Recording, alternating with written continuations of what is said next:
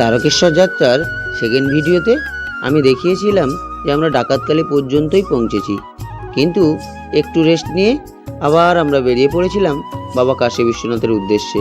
তবে হঠাৎ রাস্তায় আমার চোখ গেল এক দাদা ভাইয়ের দিকে।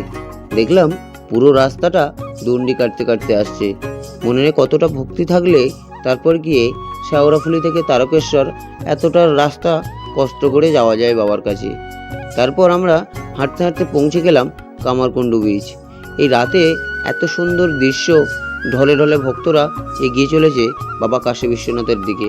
এবং আমরা যখন কাশী বিশ্বনাথে এসে পৌঁছালাম তখন প্রায় রাত 10টা থেকে 10:30 হবে, এবং এত মানুষের লম্বা লাইন ছিল বাবার মাথায় জল ঢালার উদ্দেশ্যে। আমরাও সেই লাইনে উপভোগ করে বাবার মাথায় জল দিলাম এবং আবার আমরা বেরিয়ে গেলাম একদম তারকেশ্বরের উদ্দেশ্যে। তবে যখন আমরা পৌঁছালাম তখন বাজে রাত 12টা 12:30 হবে। তখন ওয়েলকাম টু তারকেশ্বর গেটে।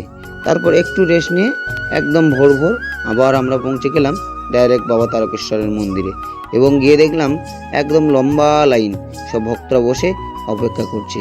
আমরাও আর দেরি না করে সেই লাইনে বসে গেলাম, এবং যখন মন্দির খোলার সময় হলো তখন প্রায় বেজে গেল ভোর 5টা, এবং যথারীতি মন্দির খুলেও গেল। এবং আমরা ভেতরে ঢুকে বাবার মাথায় জল প্রদান করে যখন বাজে 5:30 6টা বাজে, তারপর আমরা ওখান থেকে বেরিয়ে গেলাম এবং সমস্ত কেনাকাটা কমপ্লিট করে আমরা বাড়ির উদ্দেশ্যে রওনা হলাম। আপনারা ভালো থাকবেন, সুস্থ থাকবেন।